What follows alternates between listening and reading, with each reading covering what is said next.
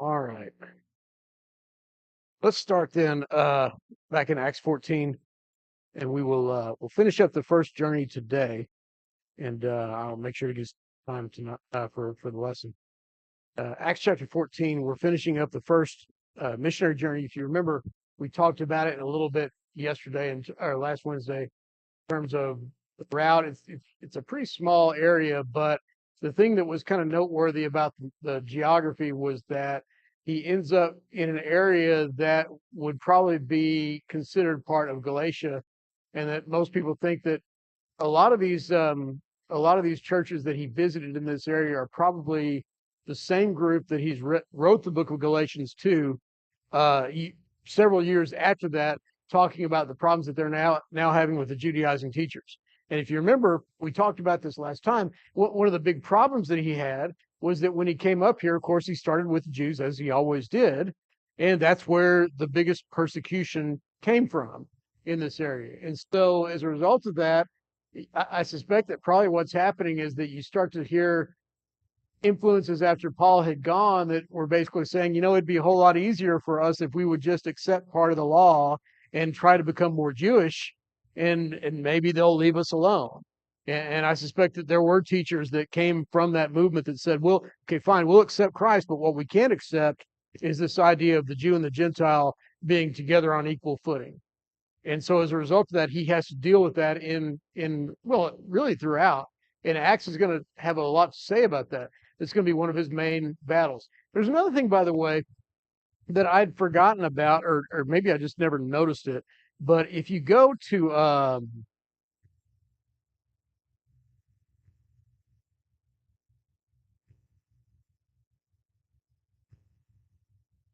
if you go over to 2 Timothy 3, actually, you know what?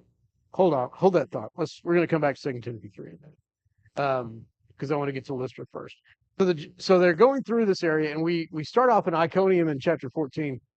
So we'll go ahead and read down through verse 7. It says, now at Iconium, they entered together into a Jewish synagogue and spoke in such a way that a great number of both Jews and Greeks believed. But the unbelieving Jews stirred up the Gentiles and poisoned their mind against the brothers. So they remained for a long time speaking boldly for the Lord, who bore witness to the word of his grace, granting signs and wonders to be done by their hands. But the people of the city were divided. Some sided with the Jews and some with the apostles. When an attempt was made by both Gentiles and Jews with their rulers to mistreat them and stone them, they learned it and fled to Lystra and Derbe, cities of Lycaonia, to the surrounding country. And there they continued to preach the gospel. Chapter 14. I want to look at something here as well. It's just something that caught my eye. In verse 3, it talks about how they remained there for a long time, speaking boldly for the Lord, and the Lord being who? It would be Jesus, right? You got to ask the question. Who bore witness to the word of his grace, granting signs and wonders to be done by their hands. And I just thought it was kind of interesting as I started thinking about this. When we talk about who performs the miracles in the New Testament, who do we typically attribute miraculous gifts to? Well, the apostles are the ones that actually do it, right? And in fact, we see Acts 6 verse 8 says that Stephen was doing great wonders. So he was doing these things. Who else? Jesus. Well, we just saw Jesus. Yeah. It says, who else? Well, how do they? What is the power by which they are doing all this? There you go. There you go. It's my questions are never as hard as y'all think they are. Hmm? uh,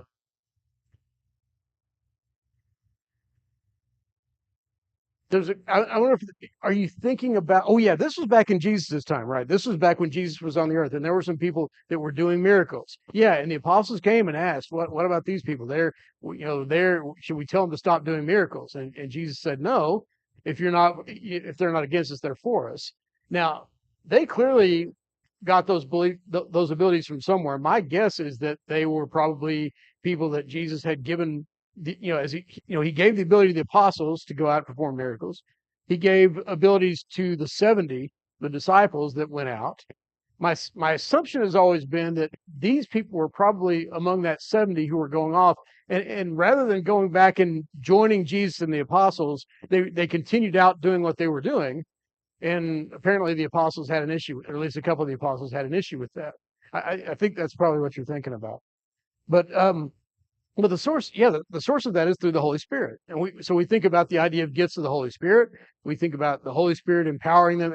I just thought it was useful and maybe worth noting that when we think about, for example, or Galatians 3, actually Acts 19 first. Acts 19 later on, notice how it's described. Acts 19 down to verse 11, and it's talking about Paul's work. And it says in verse 11 of chapter 19 that God was doing extraordinary miracles by the hands of Paul, so that even handkerchiefs were able. Okay, so now who are we crediting miracles with? God. So we've seen the apostles given credit for this. We've seen Jesus, we've seen the Spirit, and we've seen God. And I think that's just useful, at least for me. I was just thinking about this, that when we think about how we assign roles and how we assign responsibilities, sometimes in the Godhead, we'll say, well, the Spirit does this, the Father does this, the Son does this. It's important, I think, for us to remember that at the end of the day, all of them are doing these things together. And that sometimes when you see, for example, it's when you see a passage that says that they did this thing by the power of the Spirit, it's not necessarily wrong to also associate that with the power of Christ or the power of the Father. They're all, so many times they are used interchangeably. That doesn't mean that they're the same thing. They're each three individuals, and yet we see them being credited in different ways for doing different types of things. And if you think about that, and Laura, I saw your hand. Do I need to? You want me to adjust the? Yeah. Okay. Hold on to it for just a second. And so it's kind of like, I guess the analogy I use that I kind of like is the idea of building a house, because you've got the workers who are actually down there on the ground hammering the nails. They built the house. I cannot tell you how many people I know that are in real estate that will always say, "We built a house out here." Well, you didn't lift a hammer, but we built it from the standpoint that we supplied the money, we hired the people, we did the plans, we did all the stuff and everything like that. Now, sometimes you'll have the parent, the family, the husband and wife. They're going to have a house, and I've heard you use this phrase too. We built a house out so and so. Now they literally kind of did. They did a lot of the work, but a lot of times what we'll mean is that we employed a group to go do this. Or you might even say the bank built a house because the bank is financing something. There's a lot of different ways that you can attribute action to someone, and so I just make that point. Maybe I'm being a little uh, hypersensitive to detail. It's just one of those things where I think sometimes people get fired up about the idea of, like, you can't worship Jesus, or you can't pray to this, or you can't work. We start designating specific lanes to put the Father, the Son, and the Spirit in that aren't necessarily always that important. What we need to understand, I think, of all of these things, and I think this is an example of it, is that God is working through all three in the administering of these miracles. So anyway, go ahead. Yes. Go.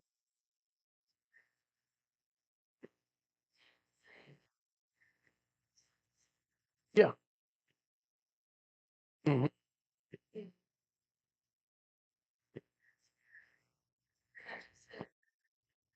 Yeah. I don't know you. Yeah, exactly. It had to be through that divine authority. Were you? I can't remember if it was on the Israel trip that they were talking about Jewish exorcists or not. Um, or maybe it was something I read. Yeah, maybe. Apparently, I think I researched it for something or other, but apparently Jewish exorcism was a pretty big deal. And they've actually found Jewish pottery that is decorated with certain words and things that were actual incantations that they would use, because they actually believed that they could cast out demons. They even had procedures for casting out demons. And so you brought that up. I always wonder if they ever actually worked. I don't know the answer to that. I do know that when Jesus is talking, when he's being accused of casting out demons, remember he says, they're saying you cast out demons in the name of Beelzebub, prince of demons. And he turns around and asks them, if I'm casting out demons by the prince of the demons, who are your sons casting them out by? And I've always wondered whether that meant that they actually were casting out demons, or if he's simply saying that's what they claim to be doing. Well, if they claim to be doing it and you believe them, well, how are they doing it? Mhm.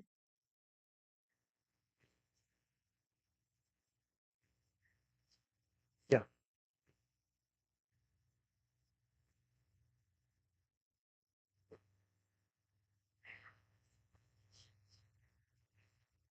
mm, yeah, one way or the other. Yeah,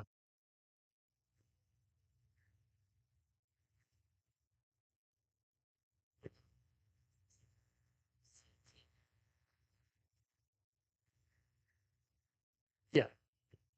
And I hear this a lot, and people will ask the question, well, do they have demons? We're off the subject. No, it's not your fault. It was a good question. And we've got time. Uh, People ask the question, do we still have demon possession today? And I've heard people make the argument that uh, yes, we do. If a person allows Satan into their heart, then they can. Which, by the way, Satan and the demons are not the same. But if they open themselves up to that kind of behavior, then they can allow themselves to be possessed by demons. I used to hear, yeah, is it could very well be insanity. I'm telling you, I've had communication with people online that if anybody was possessed by a demon, they probably were. But I don't know. But like you say, there are mental issues that come into that. And some people, quite frankly, are just evil. And we want to be able to explain that in some way. Well, that must be a demon. I've heard a lot of people in the last couple of years that said these people are demon possessed. That's the only explanation for how evil they are. Mankind could be evil without demon possession. We've been doing it for a long time. Yeah, yeah, yeah, right.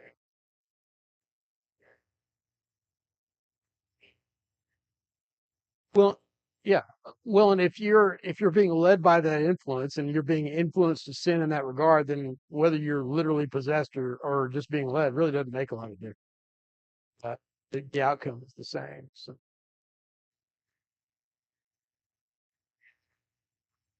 yeah, yeah, absolutely. So anyway, that's a good question. That's interesting. So pretty Iconium's a relatively typical situation. They come, the city is divided. They hear that that the Jews and Gentiles. This is one thing, by the way, the Gentiles and Jews both are uniting to plan to stone Paul. So I guess he achieved unity in one way or the other. But they find out about it and they flee to Lystra and Derbe. There are cities in Lycaonia, and there he says to continue to preach the word. Now, so in verse 8, they get to Lystra, and I think this is probably a pretty important story. They're preaching now. They're moving up into this area, which is much more of a Gentile area. There's still Jewish synagogues, but it's a lot more heavily Gentile occupied. And in this case, the first people he seems to deal with are Gentiles in nature. It says in verse 8, now at Lystra, there was a man sitting who could not use his feet. He was crippled from birth and had never walked. He listened to Paul speaking, and Paul, looking intently at him, and seeing that he had faith to be made well, said in a loud voice, stand upright on your feet. And he sprang up and began walking. And when the crowd saw what Paul had done, they lifted up their voices, saying in Lycaonian, the gods have come down to us in the likeness of men.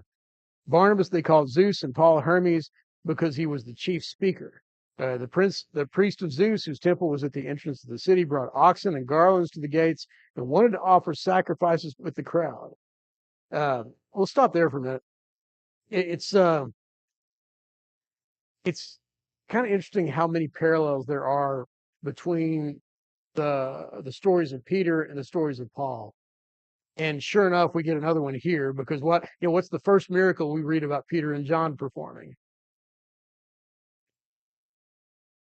after Acts 2, of course. What do they do in Acts 3?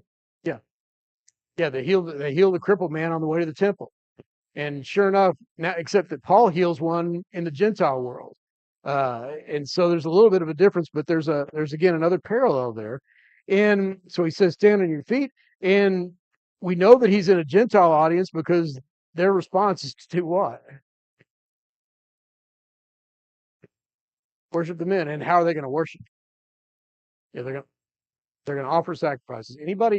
Was anybody like me and used to read that big Greek mythology book in the school library when they were a kid? I thought that was just the most fascinating thing ever. So when you think about Zeus and Hermes, Zeus, of course, was the god of thunder, but he was the chief of the gods. You get Hermes or Mercury, as you might know him better, the Roman name, who was the messenger god. And so they decide that Paul must be Mercury, largely because he's the one that did all the talking.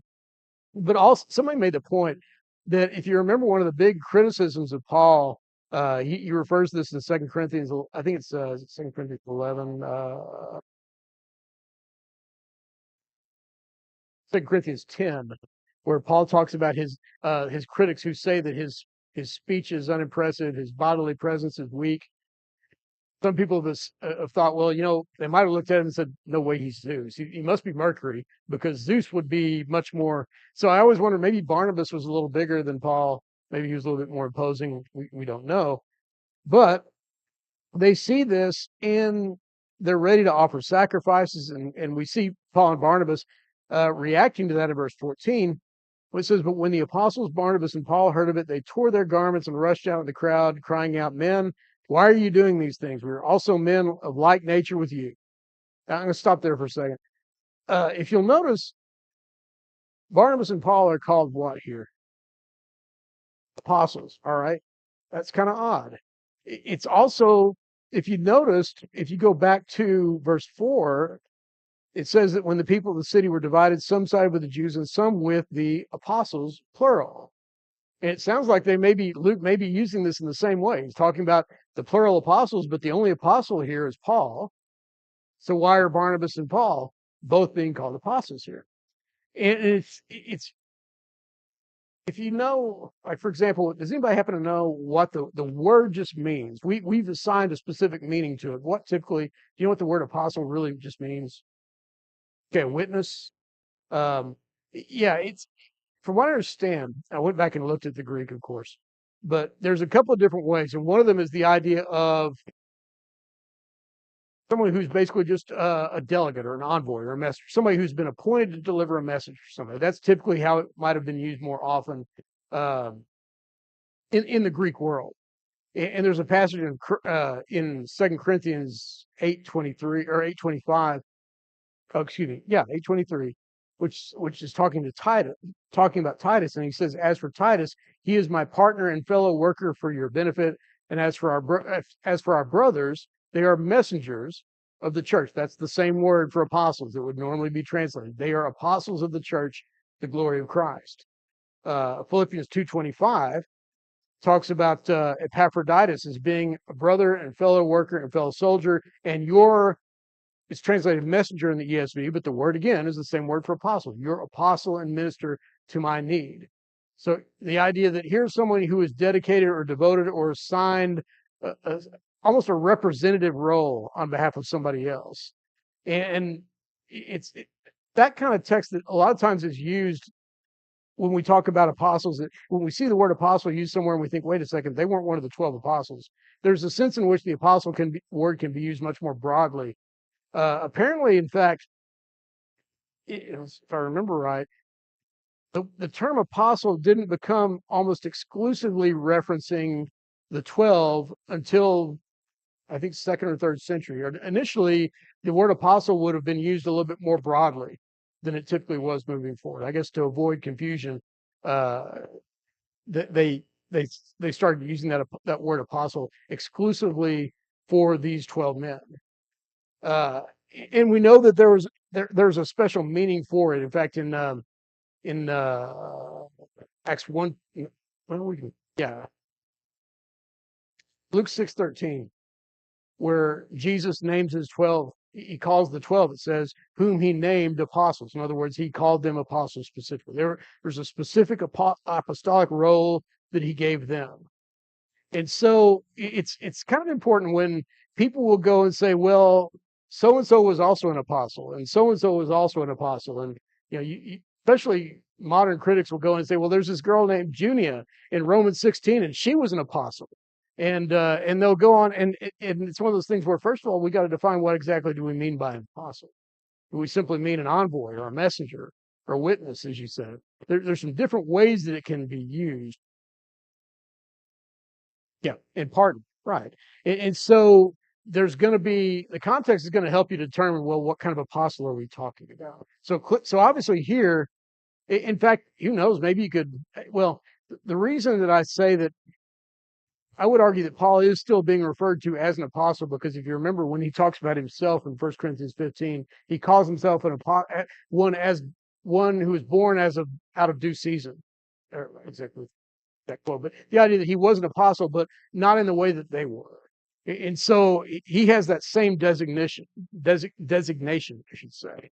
But anyway, just want to make that point as well, because sometimes I know for a while I kind of used to look at that and go, oh, that's odd. So these two men, these two messengers, and by the way, I will say this too. I kind of wondered why Luke chose in this particular passage to use the word apostles, and it might very well be connected to the idea that essentially that's kind of what the people in a lot of ways were viewing them as. These are envoys of the gods. They're coming here from Zeus. They're coming here from Mercury, and maybe they actually are Mercury. But they're here as literally messengers from the gods. And he says, well, they are messengers, but they're messengers from, as he says, the true and living God in verse 15. He says, we are men of like nature with you, and we bring you good news that you should turn from these vain things to a living God who made the heavens and the earth and the sea and all that is in them. In past generations, he allowed all the nations to walk in their own ways, yet he did not leave himself without witness. For he did good by giving you rains from heaven and fruitful seasons, satisfying your heart with food and gladness. This is even with these words, they scarcely restrained the people from offering sacrifices to them. Now, the people's behavior in verse 18 tells you what about their attitude towards Paul and Barnabas. Okay, yeah. There's no issue with them, right? Would it be fair to say that even though the apostles are saying, look, we're just men like you, they're still saying, yes, but you healed this man.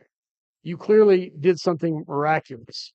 And I always think it's interesting, and maybe it's revealing of human nature, but when we read what happens in the next section.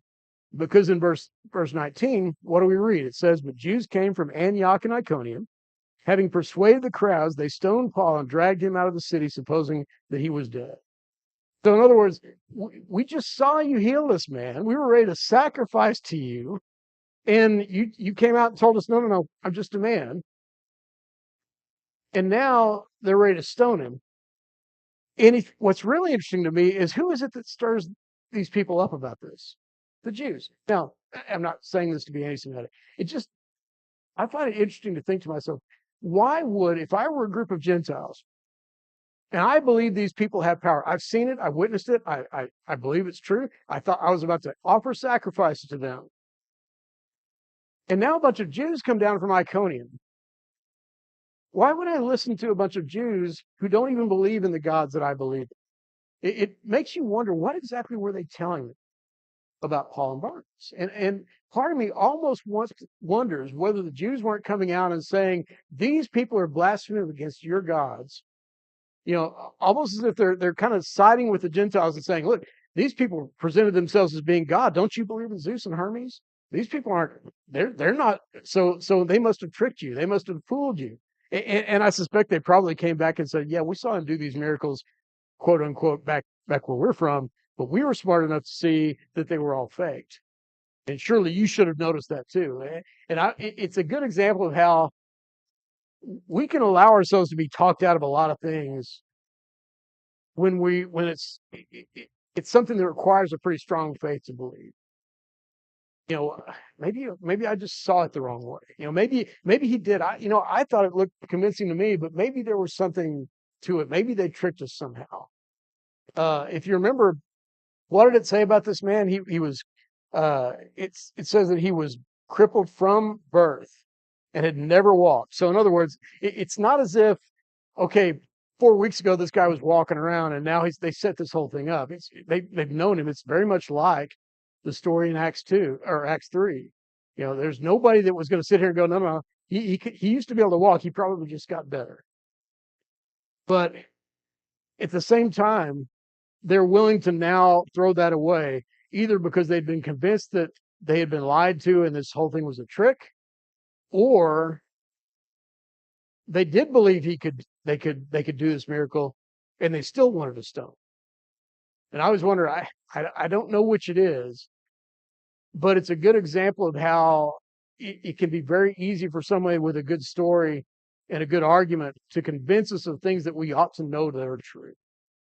And that's exactly what happens here. And I suspect it happened in all the cities, because Paul's doing these miracles uh, and doing them in a way that nobody could dispute that they're happening, and yet there's still people that are not believing. And I was, whenever people say, look, if we just had miracles today, if we could just perform miracles, people would believe us. No, they didn't believe back then. The miracles don't change whether we choose to believe or not. And so I did want to go back real quickly to a couple of things that he appeals to them in the speech. It's a shorter version, I guess, of what he's going to say in Acts 17 when he talks to the Gentiles over in Greece. It's the same argument. Now, how does he argue for the existence of God? How should they have known? He says, how should they have known that there was a God?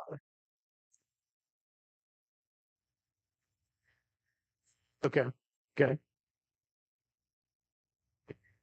Yeah. Yeah.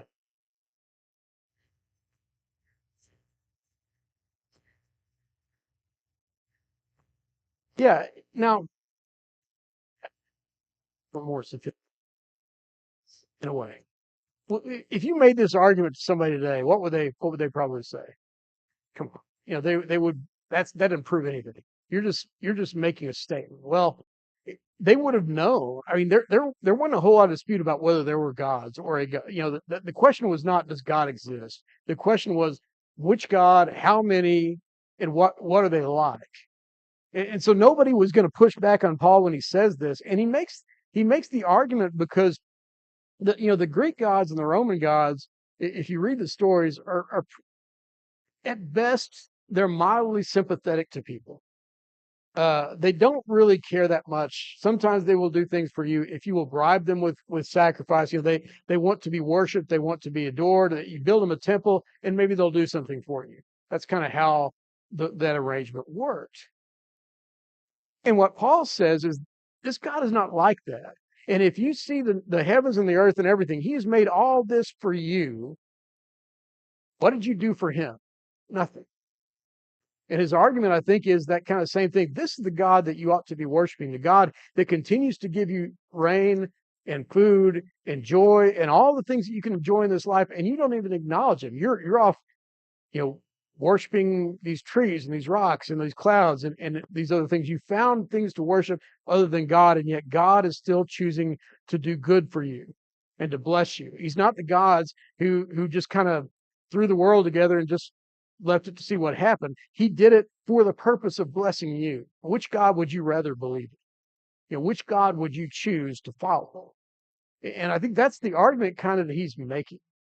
And it made me think of some passages in Ecclesiastes that kind of talk about this idea, and maybe we don't make this argument enough, or at least maybe I don't. But for example, you look at Ecclesiastes 2 verse 24, where Solomon writes, "There's nothing better for a person that he should eat and drink and find enjoyment in his toil. This also I say is from the hand of God. For apart from him, who can eat or who can have enjoyment?"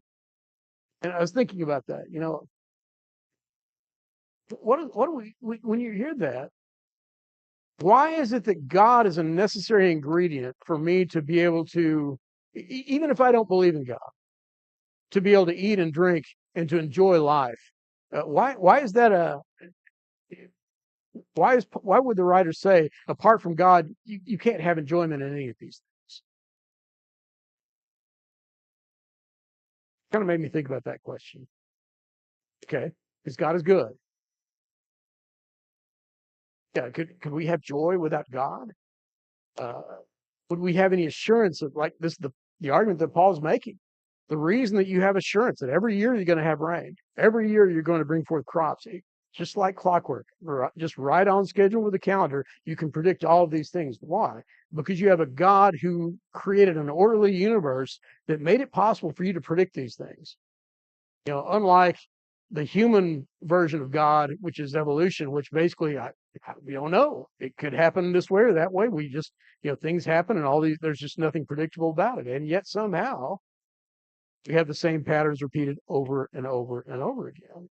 He says in Ecclesiastes 3:12, I perceive that there is nothing better for them than to be joyful, to do good as long as they live. Also that everyone should eat and drink and take pleasure in all his toil. This is God's gift to man. This is what God has given you. And I think that's an important point when we think about our, material blessing that we've given. God's been incredibly gracious to us. He's given us so many things that we can enjoy in this life. And sometimes I kind of feel guilty a little bit about it because we have so much more than anybody that's ever been before us. And yet the writer says, God gave you these things to give you a good life, to allow you to enjoy those things, provided that doesn't become your priority.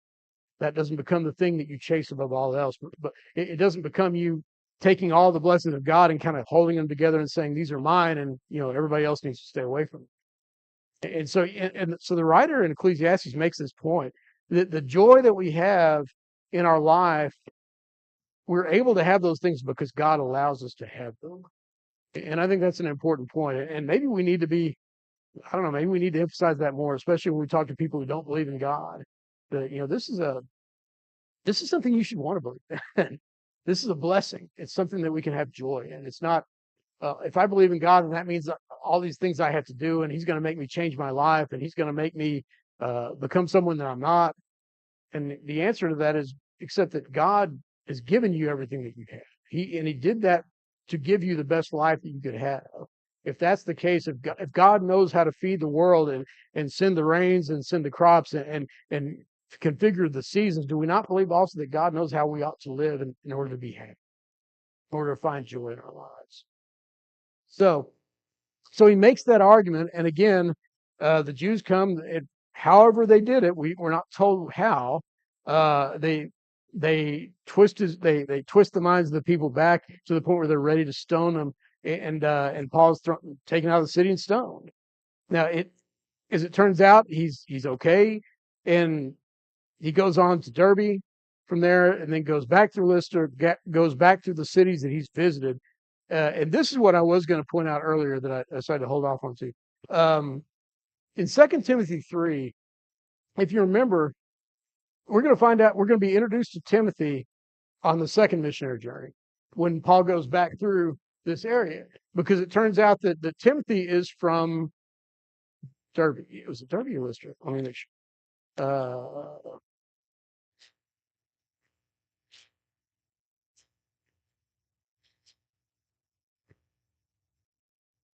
Lystra. Derbe, then to Lystra. And in Lystra, he meets Timothy.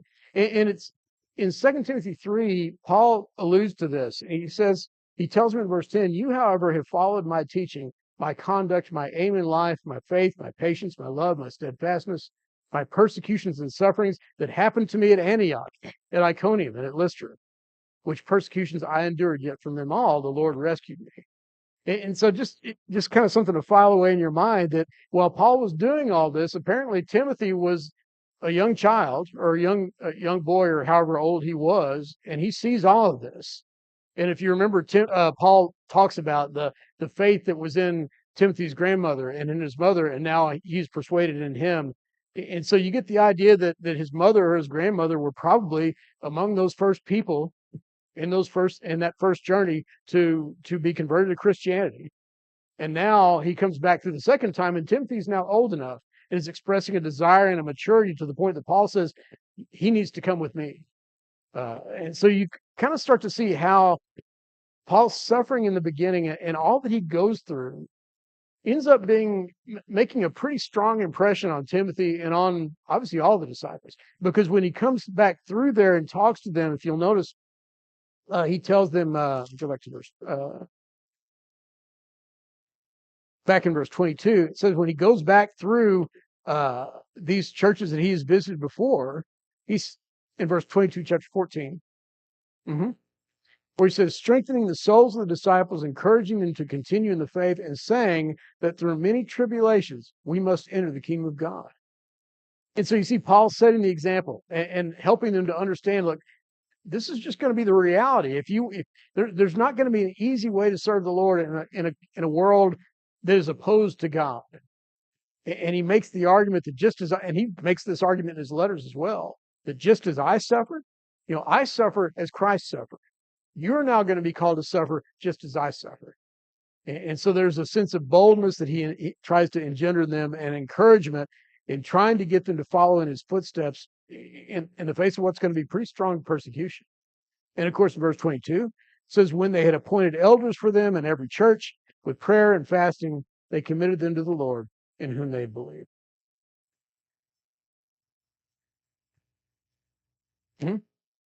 Yeah. We'll face persecution. It's going to happen. And I think there's a sense in probably every generation at some point, God's people are going to face some kind of persecution. Whether it's us specifically or people who believe what we believe, who are undergoing these things. Paul talked about, oh man, it was in, I think it was in First Thessalonians. He talks about suffering to fill up the portion that was lacking in you. The idea that the suffering he's doing in a lot of ways is kind of on your behalf. You haven't had to suffer, but I am suffering, and I'm doing it for you.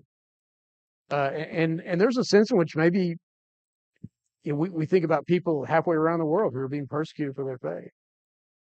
Those people are suffering the kind of persecution that we could very easily be. In a lot of ways, they're doing it on our behalf. They're representing us in suffering for the Lord. And so it's one of those things where when our time comes, if our time comes, we need to be ready to be able to do that as well. It might very well be. Let's see.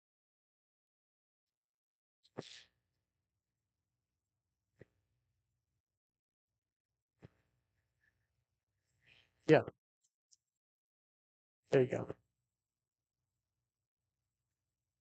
That's it. Yeah, Colossians 1, which 24. Yeah, that's it. So in other words, I'm doing these things. Some of it is I'm suffering in this way so that at some point you won't have to suffer. I'm suffering in these ways so that you will hear what you need to hear, and by your sympathy and by your prayers for me, you're participating with me in my work.